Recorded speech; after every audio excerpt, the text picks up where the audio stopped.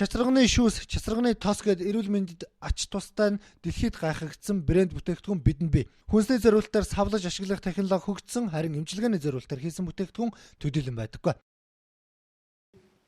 Одоо иймэрхүү шилэн савлаар гаргадаг шүү дээ. Тэгвэл бид нар энэ савлгааг болоод тийм ээ энэгээр хавлгаар идэн шүү дээ. Тэгтэл бид нар бол энийг халваар биш шууд капсулаар нь иддэг тийм нэлээ өөрмөц шинжлэх технологиг нэвтрүүлэх гэсэн одоо зорилготой байж байгаа юм нэлээд.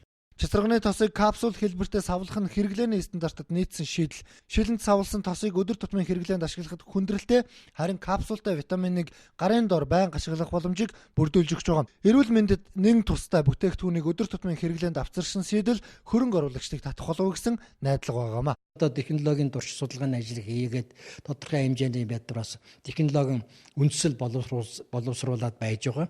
Энэ ажил маань харин одоо практикт нэвтрэхэд бид нар цанхуугийн туслан дэмжлэг их чухал байна. Сүүлийн үед шинжлэх ухаанд бол хөрөнгө оруулалт бол ер нь хийхгүй байгаа. Эрдэм шинжилгээний ажил хэдэн 10 жилийн хугацаанд үр дүн гардаг. Тэгвэл энэ туршилтын үр дүн гарахад тун ойрцсон. Ойролцоогоор 150-аас 200 сая төгрөгөөр төхөөрөмжийг нь худалдаад авчихвал капсултай чацарганы тос бүтээгдэхүүн болно. Чацарга нь ханиад дархлаанаас өксүүлээд зүрх судасны өвчин, ходоод, улаан хоолой шарах, арсны хөлдөлт, түлэгдэлт, өрөвсөл, эрентген цацрагийн идэвхит туяаны хордолт зэрэг 30 гаруй төрлийн өвчнөө эмчилгээнд хэрэглэгдэнэ. Ийм хэрэгцээтэй бүтээгдэхүүнийг эрдэмтэд гаргаад байгаа ч